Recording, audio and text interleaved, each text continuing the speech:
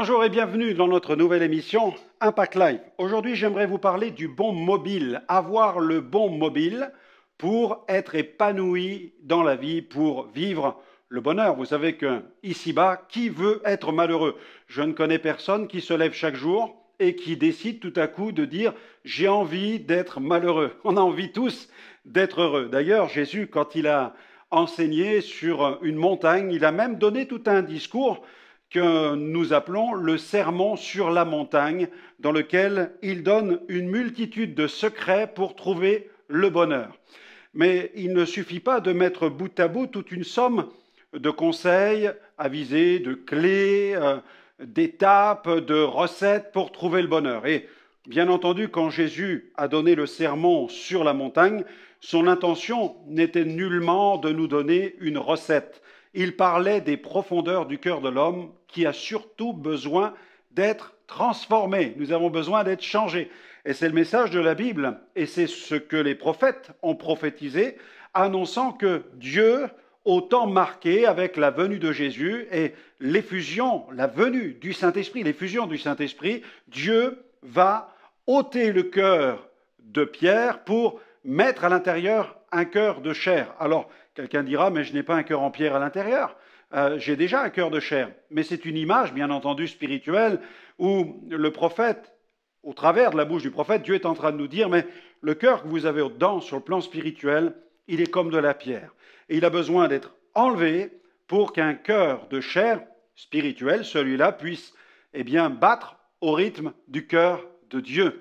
Dieu veut changer vraiment notre cœur. D'ailleurs, pour être heureux, la Bible nous donne un conseil majeur. Nous savons que les critères divins en matière de bonheur sont bien différents des critères que le monde peut offrir. Et dans le psaume 32, la Bible dit « heureux, heureux ». Et elle ajoute ceci « heureux celui à qui la transgression est remise, à qui le péché est pardonné. Heureux l'homme à qui l'Éternel n'impute pas d'iniquité et dans l'esprit duquel il n'y a point de fraude. » Le secret du bonheur, un cœur pur. Heureux, dit Jésus, ceux qui ont le cœur pur, car ils verront Dieu. C'est d'ailleurs son discours quand il donne son sermon. Heureux ceux qui ont le cœur pur, car ils verront Dieu. Voilà le secret. Voir Dieu, pas simplement voir une image de Dieu, pas simplement voir une représentation de Dieu, mais voir Dieu dans une dimension de foi.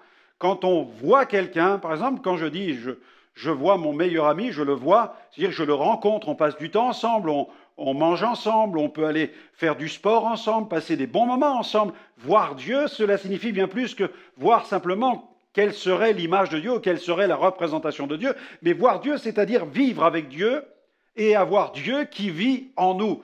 Jésus a dit, celui qui croit en moi et qui obéit à ma parole, moi et mon Père, nous viendrons chez lui et nous ferons notre demeure chez lui. Alors, est-ce que votre cœur a le désir de voir Dieu? Est-ce que vous avez le désir de le rencontrer? Bien plus que de le rencontrer, le connaître, vivre avec lui et lui permettre de vivre en vous par la puissance du Saint-Esprit. J'espère que vous avez cœur de le poursuivre pour bâtir cette relation tellement importante, fondamentale, intime, qui nous amène à la pureté, donc à être en phase totale dans une véritable relation intime avec Dieu, être donc réconcilié avec Dieu, recevoir la vie de Dieu, la vie éternelle, et avoir cette assurance qu'après la mort, la relation avec ce Dieu-là ne sera ni coupée ni interrompue, mais elle va se poursuivre, gloire à Dieu, jusque dans l'éternité. Elle va se poursuivre. Allez, je vous propose de marquer une pause tout de suite avec Émilie Charrette qui chante « Mon cœur te poursuit » et elle le chante avec vraiment de l'enthousiasme. Elle se réjouit de poursuivre le cœur de Dieu. On se retrouve dans quelques instants.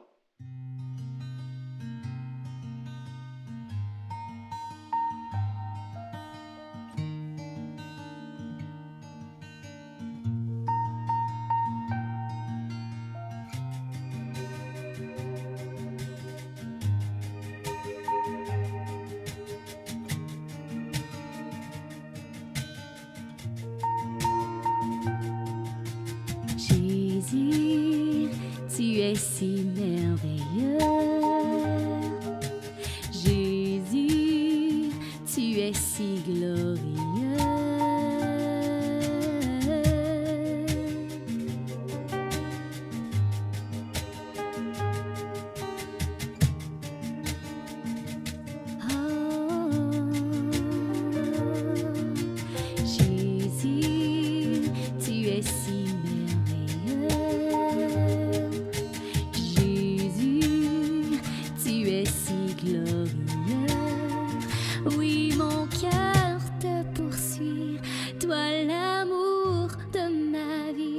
Mon bonheur est au creux de tes bras.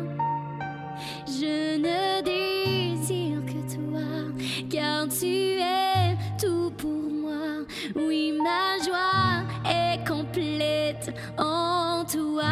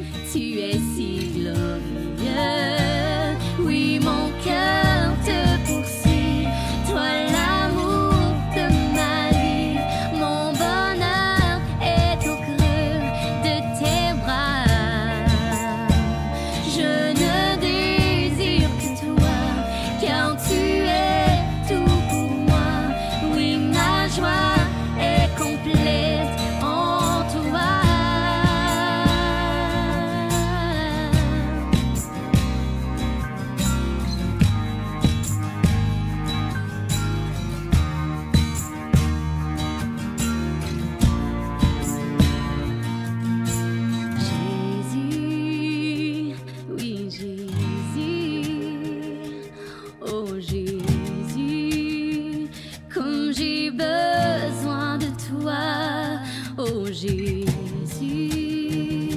oui Jésus, oh Jésus, toujours plus près de toi, oui mon cœur te poursuit, toi l'amour de ma vie, mon bonheur est au creux de tes bras, je ne désire que toi, car tu es tout pour moi, oui ma joie est complète en toi.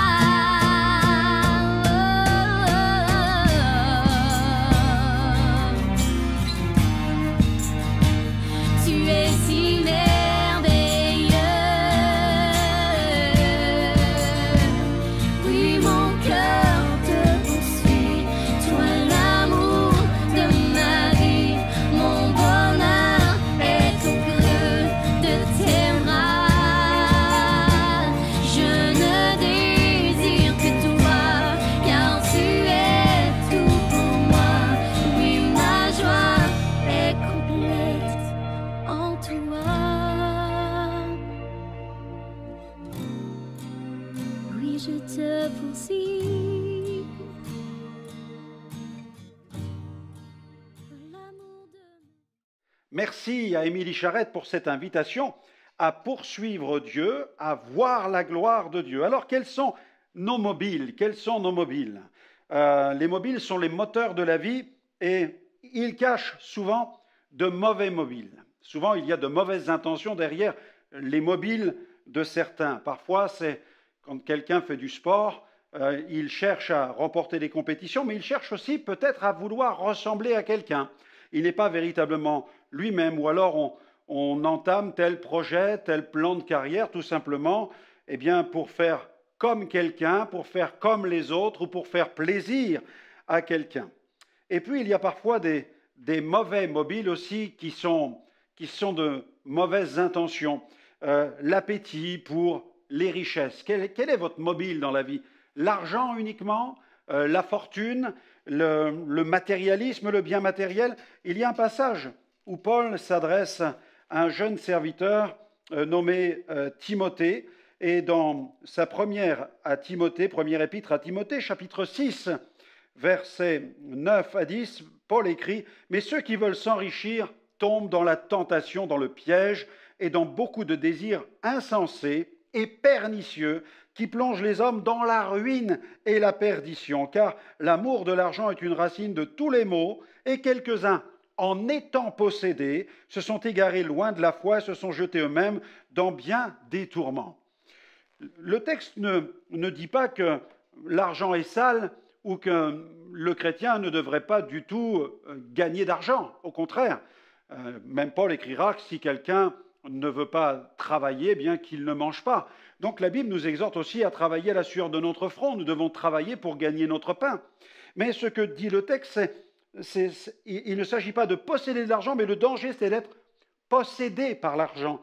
Car certains, en étant possédés, l'argent, c'est un bon serviteur, mais c'est un mauvais maître. Jamais nous n'avons vu un cercueil suivre le corbillard d'un milliardaire au moment de son inhumation au cimetière. Personne n'emportera ces 6 caves jusque dans l'éternité. Personne ne pourra non plus essayer de monnayer sa place au ciel avec des dollars, des euros, des pétrodollars. Non, non.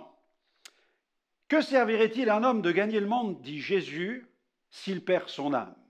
Et puis, la vie d'un homme ne dépend pas de ses biens, fût-il même dans l'abondance. L'appétit pour les richesses est un mauvais mobile. Et puis, parfois, c'est la culpabilité qui pousse certains. Plaire aux autres, plaire à quelqu'un, prouver quelque chose, c'est parfois notre passé, nos erreurs et nos échecs qui déterminent notre futur et notre façon de nous conduire au présent. Quelle est l'opinion des autres? Et certains, malheureusement, sont comme prisonniers de l'opinion des autres ou des désirs de leur propre père ou des aspirations de leur propre mère ou tout simplement de la réputation de la famille. Il faut faire comme les autres, il faut emprunter telle filière professionnelle, tel plan de carrière pour être heureux. Mais la Bible dit, non, heureux celui à qui la transgression est remise. Et puis, un autre mauvais mobile, après l'appétit pour les richesses ou la culpabilité, c'est parfois le besoin de reconnaissance, le désir d'exister, l'envie d'être reconnu, ou alors la poursuite d'un idéal. Mais on ne compte plus aujourd'hui le nombre de rêves brisés, que ce soit dans le monde du sport, le monde du spectacle ou dans des plans de carrière. Dieu n'est pas contre le fait d'avoir de l'ambition, mais il nous demande d'avoir de l'ambition avec lui, mais surtout, de régler cette plaie qui peut pourrir toute espèce d'ambition qui s'appelle le péché. Dieu nous aime tels que nous sommes, mais il nous aime trop pour que nous restions dans l'état où nous nous trouvons. C'est pourquoi je vous invite à demander pardon pour vos péchés maintenant, pour vos erreurs. Demandez-lui, pardonne-moi Seigneur, toutes mes erreurs du passé, pardonne-moi toutes ces erreurs. Pardonne aussi toutes mes fautes et toutes tes transgressions. La puissance du péché m'a détruit et je te demande pardon. Purifie mon cœur et viens dans ma vie par la puissance de ton esprit et donne-moi un cœur nouveau. Donne-moi un cœur nouveau, un cœur qui va battre au rythme de ton cœur, conformément aux pulsations de la Bible, aux pulsations de la parole de Dieu. Amen. Que Dieu vous bénisse. Retrouvez-moi dans une prochaine émission. Vous pourrez encore entendre des extraits de ce merveilleux message, celui de l'Évangile. À très vite.